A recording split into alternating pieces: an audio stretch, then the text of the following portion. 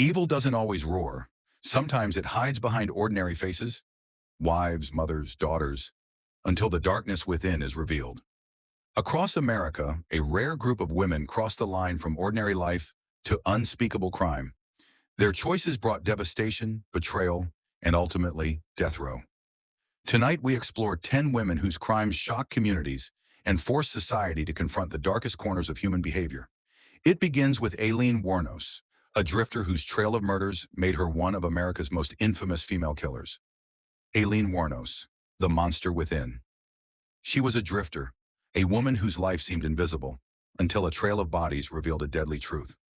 Aileen Wuornos, born in 1956 in Michigan, endured a childhood marked by neglect, abuse, and trauma. Her father was absent, and her mother's instability left Aileen vulnerable to exploitation. By her teenage years, she had experienced sexual abuse and homelessness, events that shaped her understanding of trust, survival, and violence. By adulthood, Aileen descended into a life on the margins. Between 1989 and 1990, she murdered 7 men in Florida. She claimed self-defense, alleging they attempted to assault her, but investigators found evidence of premeditation. Each killing shocked the public. A lone woman striking with lethal intent, leaving communities fearful and law enforcement determined to stop her. Her trial drew national attention. Psychologists debated her sanity. Prosecutors painted her as a cold-blooded killer. Defense attorneys emphasized her traumatic upbringing, yet the jury found her guilty, sentencing her to death. Aileen spent her years on death row, alternating between anger, despair, and fleeting reflection. Interviews revealed a complex figure, part victim, part predator, haunted by her past yet responsible for the lives she had taken. On October 9, 2002, Aileen Wuornos faced execution. Her final meal was simple, a cup of coffee. Her last words were brief, almost detached. "Yes, I want you to do it. I am not afraid to die." In that moment, the life of one of America's most infamous female killers ended, leaving behind questions about circumstance, choice, and justice. Her chapter closes, but the next story begins. Karla Faye Tucker, whose path to death row intertwined brutal violence and spiritual transformation, awaits next. We uncover her story. Karla Faye Tucker, the born-again killer. Her crime was brutal, yet her face seemed gentle, a contrast that would captivate the nation. Karla Faye Tucker, born in 1959 in Houston, Texas, grew up facing hardship, addiction, and instability. By the early 1980s, she had fallen in with a dangerous crowd, a path that would culminate in one of Texas' most notorious murders. In 1983, alongside accomplices, Karla wielded a pickaxe to murder 2 men during a burglary. The brutality shocked the public. Violent, deliberate, and deeply personal, convicted of capital murder, she was sentenced to death. Yet her time on death row became a story of transformation. Karla embraced Christianity, seeking redemption for the lives she had taken. Letters, prayers, and counseling reflected a woman wrestling with conscience, faith, and the enormity of her actions. Her trial had been swift and publicized. Prosecutors emphasized premeditation and cruelty, while the defense highlighted her spiritual transformation and plea for mercy. Appeals and global campaigns surrounded her, making Karla a symbol of the tension between justice and forgiveness. Life on death row saw her attempting to reconcile past deeds with newfound faith, a study in contrasts, a killer confronting morality within confinement. On February 3, 1998, Karla Faye Tucker faced execution. Her last meal was simple, 2 cheeseburgers, fried chicken, and a soft drink. Her final words were heartfelt. "I'm sorry for what I've done. I hope people can forgive me." As this chapter closes, another begins. Teresa Lewis, a seemingly ordinary mother whose deadly scheme for insurance would end in death row, awaits next. We uncover her story. Teresa Lewis, the quiet mother with deadly intent. She appeared ordinary, a wife, a mother, a woman whose life seemed calm and unremarkable. Yet beneath that exterior, Teresa Lewis, born in 1969 in Virginia, harbored a chilling capacity for manipulation. In 2002, she conspired with 2 men to murder her husband and stepson for life insurance payouts, orchestrating the killings from behind the scenes. Though she did not wield the weapon herself, prosecutors argued she masterminded the murders. Her trial exposed a calculated mind, willing to betray the very people she claimed to love. The defense emphasized her limited intellectual capacity and influence from her accomplices, but the jury ultimately sentenced her to death, reflecting the gravity of her actions. Life on death row brought isolation, reflection, and confrontation with the consequences of her choices. Appeals highlighted her upbringing, mental limitations, and attempts at rehabilitation. Yet justice moved forward relentlessly. Each day reminded Teresa of the irreversible impact of her decisions on her victims' lives and her own. On September 23, 2010, Teresa Lewis faced her final hour. Her last meal was fried chicken, sweet peas, Dr. Pepper, and apple pie. Simple fare for a life steeped in consequence. Her final words were brief. "I'm sorry for the pain I caused. I hope God can forgive me." The chamber fell silent, marking the end of a life that appeared ordinary, yet concealed a calculated darkness. As this chapter closes, another begins. Velma Barfield, whose quiet yet deadly crimes earned her a place in history as the first woman executed after the death penalty was reinstated, awaits.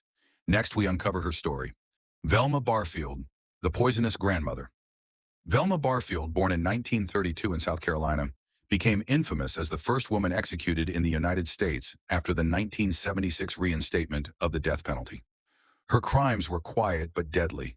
She poisoned family members and acquaintances, motivated by money and personal gain. Her early life was marked by hardship, loss, and addiction. Yet nothing in her upbringing excused the lethal decisions she made as an adult. Velma's murders were methodical, hidden beneath a veneer of care and ordinary domesticity. Those closest to her never suspected the danger lurking behind her calm, exterior. Investigators eventually uncovered a pattern of suspicious deaths among her inner circle. During her trial, prosecutors portrayed Velma as cold, calculating, and remorseless. While the defense offered little to mitigate the overwhelming evidence, the jury sentenced her to death, emphasizing that deliberate and concealed malice demanded the ultimate consequence.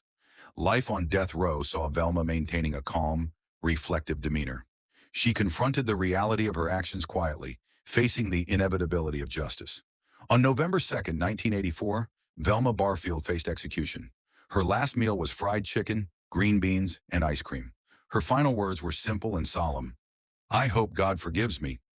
The silence of the chamber underscored both the finality of justice and the chilling simplicity of her crimes.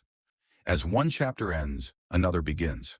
Frances Newton, a woman who betrayed her own family in Texas, whose murders horrified her community and led to her execution, awaits. Next, we uncover her story. Frances Newton.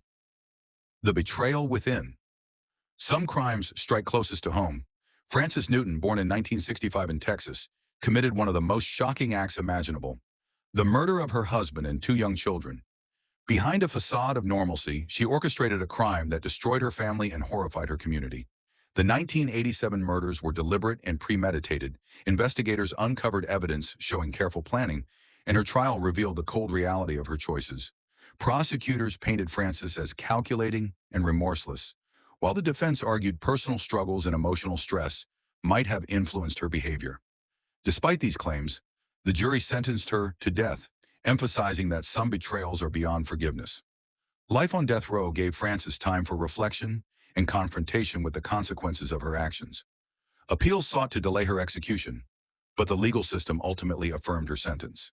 Each day behind bars reinforced the permanent impact of her choices on the lives she had destroyed and on her own. On September 14, 2005, Frances Newton faced her final hour. Her last meal consisted of fried chicken, mashed potatoes, and a soft drink. Her final words were quiet and solemn. "I am sorry for the pain I caused. May God have mercy on me." As one chapter closes, another begins. Lisa Montgomery, whose federal-level crime would shock the nation and lead to her execution, awaits. Next, we uncover her story. Lisa Montgomery. The womb thief. Some crimes defy comprehension. Lisa Montgomery, born in 1968 in Indiana, endured a childhood filled with severe abuse, neglect, and trauma. Her early experiences of physical and sexual abuse, compounded by a volatile family environment, left deep psychological scars. Yet nothing in her upbringing could justify the horrific crime she would commit as an adult. In 2004, Montgomery murdered a pregnant woman, cutting the child from her womb in a shocking act of violence. The planning was deliberate, her selection of the victim calculated, and the act horrifying in its brutality. During her federal trial, defense attorneys highlighted her severe mental illness and history of abuse, while prosecutors emphasized the calculated nature of the crime. She was convicted of federal capital murder and sentenced to death, becoming one of the rare women to face federal execution. Life on death row brought intense scrutiny, appeals, and public debate. Her case sparked national conversations about mental illness, justice, and the ethics of executing women. Montgomery became a symbol of the intersection between trauma, psychological instability, and extreme violence. On January 13, 2021, Lisa Montgomery faced execution.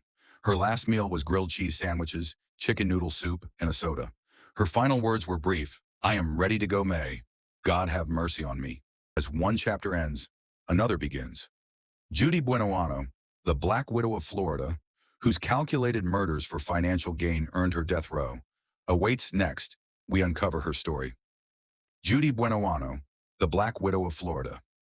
Judy Buenoano, born in 1943 in Florida, became infamous as the Black Widow for orchestrating the deaths of her husband, son, and fiancé, all motivated by life insurance money. Beneath an ordinary exterior, she concealed a calculating and remorseless nature, meticulously planning crimes that devastated those who trusted her. Each murder was carefully disguised as an accident. Investigators pieced together a pattern connecting the deaths to Judy. Supported by forensic evidence and financial records, her trial highlighted her cold calculation, with prosecutors portraying her as manipulative and remorseless. The defense explored her troubled upbringing and possible mitigating circumstances, but the jury ultimately sentenced her to death. Life on death row required Judy to confront the consequences of her actions daily. She maintained a composed demeanor, yet her story became a chilling reminder that evil can hide behind trust, ordinariness, and charm. On March 30, 1998, Judy Buenoano faced execution in the electric chair. Her last meal included fried chicken, baked beans, and chocolate cake. Her final words were simple: "I hope God forgives me." As this chapter closes, another begins. Suzanne Basso, whose prolonged abuse and murder of a vulnerable man shocked her community and led to death row, awaits. Next, we uncover her story. Suzanne Basso, the torturer. Some crimes unfold slowly, with cruelty carefully calculated over time. Suzanne Basso, born in 1945 in Louisiana, became notorious for the prolonged abuse and eventual murder of a mentally disabled man she lured from Texas. Her actions were deliberate, sustained, and horrifying in their methodical nature. Basso exploited her victim, forcing him into backbreaking labor, denying him basic necessities, and inflicting physical and psychological torment over months. Investigators uncovered a chilling pattern of abuse, revealing a woman who weaponized trust and authority for deadly ends. Her trial emphasized the premeditation and prolonged suffering she inflicted. The defense offered little against the overwhelming evidence, and Basso was sentenced to death. Life on death row placed Suzanne under constant scrutiny. Despite the gravity of her crimes, she remained calm and composed, a stark contrast to the torment she had inflicted. Her story illustrates how evil can be sustained, hidden, and intimate, occurring in everyday settings with devastating consequences. On February 5, 2014, Suzanne Basso faced execution. Her last meal included fried chicken, mashed potatoes, and chocolate cake. Her final words were calm: "I am ready." As this chapter closes, another begins. Krista Pike, the youngest woman sentenced to death in Tennessee, whose violent acts at age 18 shocked her community, awaits next. We uncover her story. Krista Pike, the youngest condemned. Youth often carries the expectation of innocence, yet Krista Pike, born in 1976, shattered that notion. At just 18 years old, she committed a violent murder that made her the youngest woman ever sentenced to death in Tennessee. Her story is a chilling reminder that brutality can emerge even in the seemingly innocent. Krista's victim, a classmate, fell prey to her jealousy and rage. The attack was brutal, yet evidence revealed premeditation, a disturbing combination of immaturity and deliberate violence. Prosecutors emphasized her calculated actions and the cruelty inflicted, while the defense highlighted her age and potential for rehabilitation. Despite her youth, the jury imposed a death sentence, signaling that some crimes leave scars too deep for leniency. Life on death row forced Pike to confront the consequences of her choices under constant scrutiny. Interviews suggest she alternated between reflection and detachment, facing the reality of the lives she had irrevocably altered. Appeals delayed but could not overturn the verdict, underscoring that actions, once taken, carry lasting weight. On November 12, 2000, Krista Pike faced execution. Her last meal consisted of fried chicken, mashed potatoes, and a soft drink. Her final words were succinct. I am ready, may God forgive me. As this chapter closes, another begins. Tiffany Cole, whose crime involved the ultimate betrayal of trust and led to her path on death row, awaits next. We uncover her story. Tiffany Cole, the shadow of betrayal. Some crimes shock not through scale, but through betrayal. Tiffany Cole, born in the 1980s in Florida, committed a chilling murder that placed her on death row. The kidnapping and murder of an elderly couple, she exploited trust, manipulating her victims to gain access and execute a plan that would leave destruction in its wake. Unlike impulsive acts, Cole's crime was deliberate and methodical. She carefully selected her targets and created opportunities to carry out her plan, demonstrating cold calculation and remorseless intent. Investigators uncovered evidence of premeditation and deception, painting a portrait of a woman who weaponized charm and trust for deadly ends. Her trial emphasized the calculated nature of her actions. Prosecutors highlighted betrayal and violence, while the defense explored psychological factors and mitigating circumstances. The jury sentenced her to death.